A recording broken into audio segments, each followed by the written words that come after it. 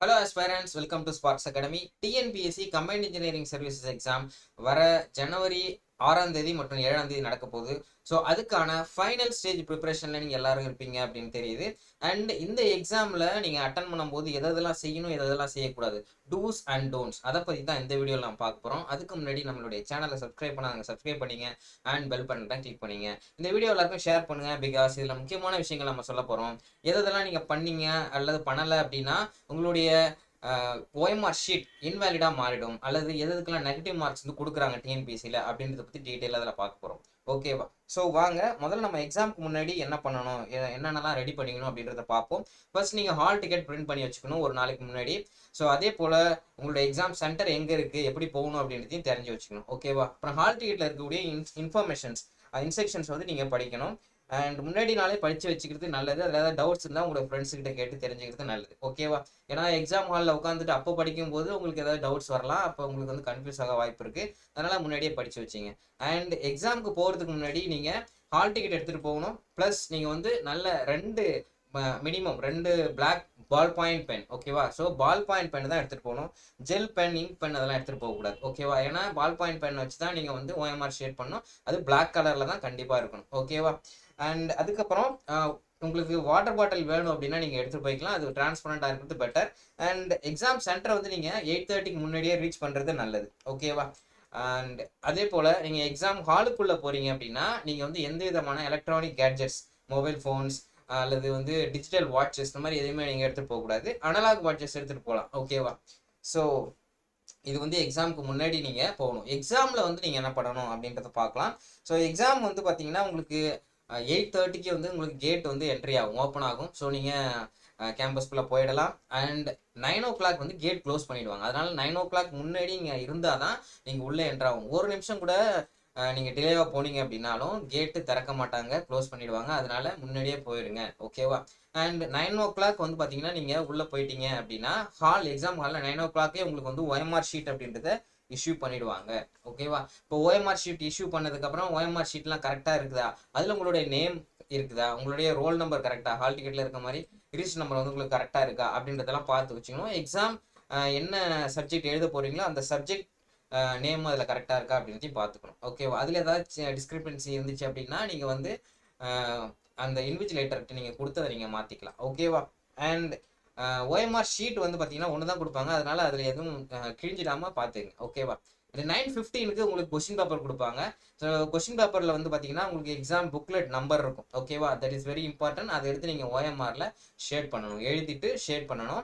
And question பேப்பரை வாங்கின உடனே நீங்கள் என்ன பண்ணணும் அப்படின்னா இந்த புக்லெட் நம்பர் ஷேட் பண்ணுறதுக்கு முன்னாடி அதில் எல்லா பேஜஸும் கரெக்டாக பிரிண்ட் ஆயிருக்கா, அண்ட் அப்புறம் வந்து அதில் எல்லா கொஸ்டின்ஸும் இருக்குதா அப்படின்றத பார்த்துட்டு நீங்கள் எதுவுமே பிரச்சனை இல்லை அப்படின்னா அப்போ வந்து நீங்கள் கொஸ்டின் புக்லெட் நம்பரை வந்து ஓஎம்ஆரில் ஷேட் பண்ணலாம். அதில் ஏதாவது உங்களுக்கு பிரச்சனை இருக்குது அப்படின்னா நீங்கள் இன்விஜிலேட்டரை கொடுத்து கொஸ்டின் நம்பர் மாற்றிக்கலாம். ஓகேவா?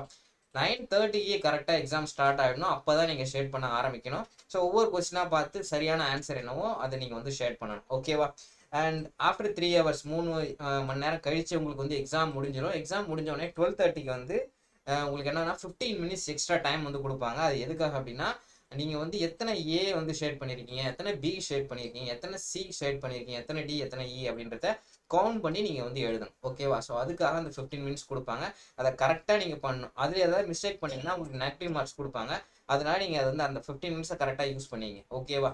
ஸோ இது ஃபோர்நூன் செஷன். ஆஃப்டர்நூன் செஷன் அப்படின்றது உங்களுக்கு 1:30க்கு வந்து கேட் க்ளோஸ் பண்ணுறாங்க. ஸோ அதனால் 12:45க்கு தான் நீங்கள் வந்து ஆக்சுவலி என்ன ஆகும்னா மார்னிங் செஷன் வந்து முடியும். ஓகேங்களா? அதனால் 1:30க்குள்ளே நீங்கள் இருக்கணும் அப்படின்ற பட்சத்தில் இடையில தான் நீங்கள் வந்து லஞ்ச் வந்து சாப்பிடணும். அப்போது அந்த 45 minutesக்குள்ளே நீங்கள் வந்து லஞ்ச் சாப்பிடணும் அப்படின்னா லஞ்ச் பாக்ஸ் நீங்கள் எடுத்துகிட்டு போகிறது ரொம்ப ரொம்ப இம்பார்ட்டன்ட். நீங்கள் எடுத்து போய்கிறது நல்லது. ஏன்னா வெளியில் போயிட்டு நீங்கள் சாப்பிட்டு வர்றீங்க அப்படின்னு ஹோட்டல்ஸ்க்கு போகணும்னு நினச்சிங்க அப்படின்னா டைம் ஆகிடலாம். அந்த 1:30க்குள்ளே உங்களால் கேட்டுக்குள்ளே நீங்கள் வர முடியாத போயிடலாம். ஓகேங்களா? அதனால் 1:30 கேட் க்ளோஸ் பண்ணிடுவாங்க. அதுக்கு முன்னாடி நீங்கள் ஹாலில் இருக்க மாதிரி பார்த்துக்குங்க. ஓகேவா? 1:30 உங்களுக்கு ஓஎம்ஆர் இஷ்யூ பண்ணிவிடுவாங்க எகெயின். ஓகேவா? ஆஃப்டர்நூன் செஷனுக்கு. அண்ட் 1:45க்கு உங்களுக்கு கொஸ்டின் பேப்பர் இஷ்யூ பண்ணிடுவாங்க. 2 o'clock வந்து எக்ஸாம் வந்து ஸ்டார்ட் ஆகிடும். 5 o'clock வந்து எக்ஸாம் வந்து முடியும். ஓகேவா? ஆஸ் யூஷுவல் நீங்கள் வந்து மார்னிங் என்ன ஃபாலோ பண்ணீங்களோ அதே தான் நீங்கள் ஃபாலோ பண்ணிக்கலாம். ஓகேவா? ஸோ உங்களுக்கு ஜனவரி 6ஆம் தேதி வந்து பார்த்தீங்கன்னா forenoon session and afternoon session ரெண்டுமே இருக்கும். ஜனவரி 7ஆம் தேதி வந்து பார்த்தீங்கன்னா உங்களுக்கு வந்து afternoon session basics of engineering மட்டும் இருக்கும். ஓகேவா? உங்களுக்கு வந்து பார்த்தீங்கன்னா பேப்பர் 1 வந்து பார்த்தீங்கன்னா 2 எக்ஸாம்ஸ் நடக்கும். ஒன்று வந்து உங்களுடைய டெக்னிக்கல் பேப்பர் 1, இன்னொன்று வந்து basics of engineering paper 1. Technical paper வந்து ஜனவரி 6ஆம் தேதி மார்னிங்கும் and basics of engineering paper வந்து உங்களுக்கு ஜனவரி 7ஆம் தேதி ஈவினிங்கும் இருக்கும். ஓகேவா? சரி, எதெல்லாம் நம்ம செய்யணும் எதெல்லாம் செய்யக்கூடாது அப்படின்ற பார்ப்போம். ஓகேவா? ஸோ எதெல்லாம் செய்யணும் அப்படின்னு பார்த்தீங்கன்னா, ஸோ நீங்கள் நல்ல பால் பாயிண்ட் பெண்ணை வந்து எடுத்துகிட்டு போகணும். மினிமம் 2 பிளாக் பென் எடுத்துகிட்டு போகிறது நல்லது. ஓகேவா? ஸோ ஓஎம்ஆரில் வந்து பார்த்தீங்கன்னா ஆப்ஷன்ஸ் 4 ஆப்ஷன் 5 ஆப்ஷன்ஸ் கொடுத்துருப்பாங்க, ஏபிசிடிஇன்னு. அதில் சரியான ஆப்ஷன் எதுவோ அதை தான் ஷேட் பண்ணணும். ஷேட் பண்ணும்போது நீங்கள் இந்த ஓஎம்ஆர் பபுளில் வந்து ஃபுல்லாக வந்து நீங்கள் ஷேட் பண்ணணும். ஓகேவா? ஸோ அதில் அரைக்குறையாக ஷேட் பண்ணக்கூடாது, அது இன்வேலிட் ஆக வாய்ப்பு இருக்குது. ஓகேவா? அண்ட் சம்டைம்ஸ் அது டிடெக்ட் ஆகணும்னா உங்களுக்கு நெகட்டிவ் மார்க் போகிறதுக்கும் வாய்ப்பு இருக்குது. ஓகேவா? ஸோ அது என்னன்றது நம்ம சொல்கிறோம். அதுக்கடுத்து வந்து பார்த்தீங்கன்னா புக்லெட் நம்பர் அதில் வந்து சரியாக ஓஎம்ஆரில் எடுத்து நீங்கள் ஷேர் பண்ணணும். That is very very important. ஓகேவா? அது நீங்கள் சரியாக ஷேர் பண்ணலன்னா ஒன்று வந்து உங்களுடைய ஓஎம்ஆர் ஷீட் இன்வேலிட் ஆகலாம், அல்லது உங்களுக்கு நெகட்டிவ் மார்க்ஸ் இருக்க வாய்ப்பு இருக்குது. ஓகேவா? அது என்னன்றதை பார்ப்போம். அண்ட் அதே போல் வாட்ச் அப்படின்றத எடுத்துகிட்டு போங்க உங்களுடைய டைம் மேனேஜ்மெண்ட்டுக்காக. ஸோ அப்பப்போ நீங்கள் டைம் பார்த்துட்டு அதுக்கு தகுந்த மாதிரி கொஷின்ஸ் வந்து நீங்கள் வந்து அட்டன் பண்ணுங்கள். அதே போல் எல்லா கொஷின்ஸையுமே ஆன்சர் பண்ணுங்க. 200 கொஷின்ஸையும் நெகட்டிவ் மார்க் எதுவுமே இல்லை அப்படின்றதுனால எல்லா கொஷினும் கண்டிப்பாக ஆன்சர் பண்ணும். நீங்கள் எல்லா கொஷினும் ஆன்சர் பண்ணலை அப்படின்னா தான் உங்களுக்கு நெகட்டிவ் மார்க் ஆக்சுவலி உண்டு. ஓகேவா?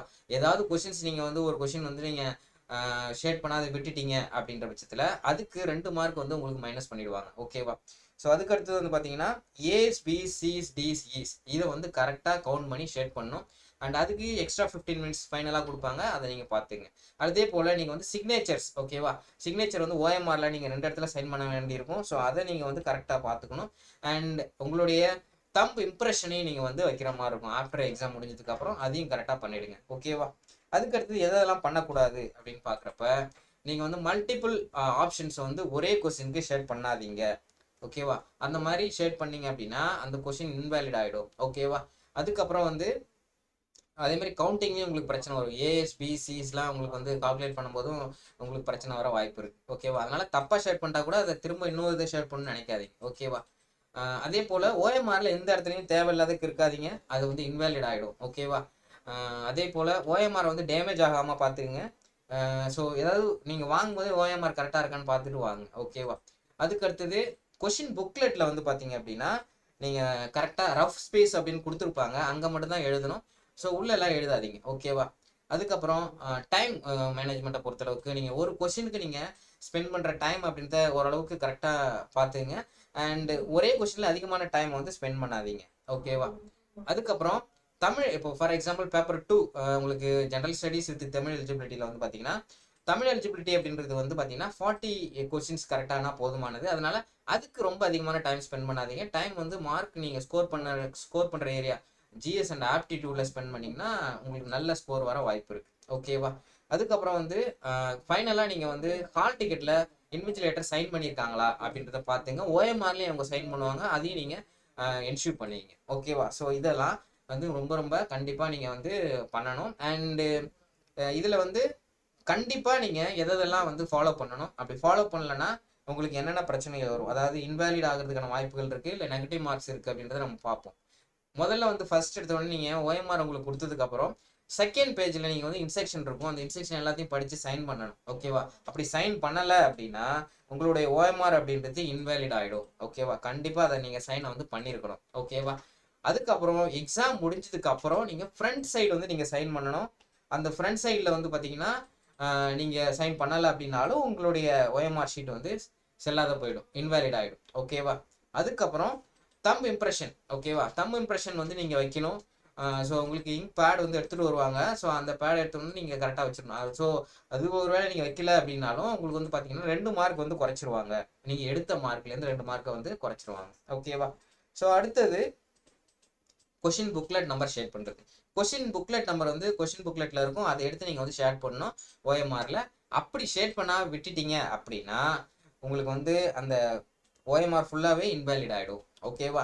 ஸோ எதுவுமே ஷேர் பண்ணாத விட்டுட்டீங்க அப்படின்னா, ஸோ இன்கரெக்ட்லி நீங்கள் ஷேர் பண்ணுறீங்க அப்படின்ற பட்சத்தில் அப்போது வந்து உங்களுக்கு 5 மார்க் வந்து குறைச்சிருவாங்க. ஓகேவா? ஸோ ஒன்று நீங்கள் வந்து மேலே எழுதிருக்கக்கூடிய அந்த நம்பரை கரெக்டாக எழுதிட்டு கீழே ஷேர் பண்ணுறதுல மிஸ்டேக் பண்ணிட்டாலோ, அல்லது கீழே கரெக்டாக ஷேட் பண்ணிட்டு மேலே வந்து நம்பரை வந்து மிஸ்டேக் பண்ணாலும் உங்களுக்கு 5 மார்க் அப்படின்றத குறைச்சிருவாங்க. ஓகேவா? ஸோ சம்டைம்ஸ் அது ரொம்ப சரியில்லை அப்படின்ற பட்சத்தில் சுத்தமாகவே இன்வேலிட் ஆகிறதுக்கான வாய்ப்புகள் இருக்குது. கொஷின் புக்லெட் நம்பர் வந்து கரெக்டாக பண்ணிவிடுங்க. அதே போல் சைன் பண்ணுறது அப்படின்றதும் ரொம்ப ரொம்ப இம்பார்ட்டன்ட். ஓகேவா? ஸோ அதுக்கு அடுத்தது, இப்போ நீங்கள் ஏதாவது ஒரு கொஷினுக்கு 4 ஆப்ஷனுமே உங்களுக்கு தெரியலன்னா ஈயை வந்து ஷேர் பண்ண சொல்லியிருப்பாங்க. பட் ஈ ஷேர் பண்ணுறது வேஸ்ட். இந்த 4 ஆப்ஷனில் ஏதோ ஒன்று ஷேர் பண்ணுறது நல்லது. ஏபிசிடியில் ஒன்று. ஓகேவா? அப்படி எதுவுமே ஷேர் பண்ணாத க்ளீனாக இருந்துச்சு அப்படின்னா அந்த எத்தனை கொஸ்டின் அந்த மாதிரி பண்ணுறீங்களோ ஒவ்வொரு கொஸ்டினுக்கும் 2 மார்க் நீங்கள் எடுத்த மார்க்லேருந்து டிடெக்ட் பண்ணிடுவாங்க. ஸோ அதனால எல்லா கொஸ்டின்ஸையும் ஆன்சர் பண்ணுங்க. ஓகேவா? ஸோ அதே போல் இந்த ஏபிசிடிலாம் ஆட் பண்ணி போடுறீங்க இல்லையா? ஸோ அதில் ஏதாவது தப்பாக ஆட் பண்ணி போட்டிருந்தீங்க அப்படின்னா, கவுண்டில் பிரச்சனை இருந்துச்சு அப்படின்னா உங்களுக்கு 2 மார்க் வந்து டிடெக்ட் பண்ணிடுவாங்க. ஸோ அதனால அந்த கரெக்டாக ஃபைனலாக இருக்கக்கூடிய அந்த 15 மினிட்ஸை வந்து நீங்கள் கரெக்டாக யூஸ் பண்ணிக்கணும். யூஸ் பண்ணி நீங்கள் அதை கரெக்டாக நீங்கள் என்ன பண்ணலாம்னா, நீங்கள் ரஃப் பேப்பர், அது விச் மீன்ஸ் கொஸ்டின் பேப்பரில் கடைசி பேஜ் இருக்கும் இல்லையா, அதில் வந்து எழுதி பார்த்து எல்லாமே கரெக்டாக வருதான் பார்த்துட்டு அதுக்கப்புறம் எடுத்து நீங்கள் ஓஎம்ஆரில் என்ட்ரி பண்ணணும். என்ட்ரி பண்ணி ஷேட் பண்ணிட்டீங்கன்னா பிரச்சனை இருக்காது. ஓகேவா? அண்ட் ஃபைனலாக வந்து நம்ம என்ன சொல்கிறோம் அப்படின்னா, எக்ஸாம் போகிறதுக்கு முன்னாடி பயப்படாதீங்க. அண்ட் இனிமேல் புது டாபிக்ஸை படிக்கிறத குறைச்சிங்க. ஓகேங்களா? அண்ட் ரிவிஷன் ஏற்கனவே படித்தது வந்து ரிவிஷன் பண்ணுங்கள். அண்ட் எக்ஸாம்ஸ்க்கு இன்னும் ஒரு சில நாள் தான் இருக்குன்றதுனால ஹெல்த்தியான ஃபுட்டு வந்து சாப்பிடுங்க. அண்ட் இந்த எக்ஸாமில் வந்து எழுதக்கூடிய எல்லாரும் வந்து செலக்ட் ஆகி ஒரு நல்ல பொசிஷனுக்கு போகணும் அப்படின்னு ஸ்பார்க்ஸ் அகாடமி சார்பாக எங்களுடைய வாழ்த்துக்களை தெரிவிச்சுக்கிறோம். அடுத்த ஒரு செஷனில் சந்திக்கலாம். நன்றி.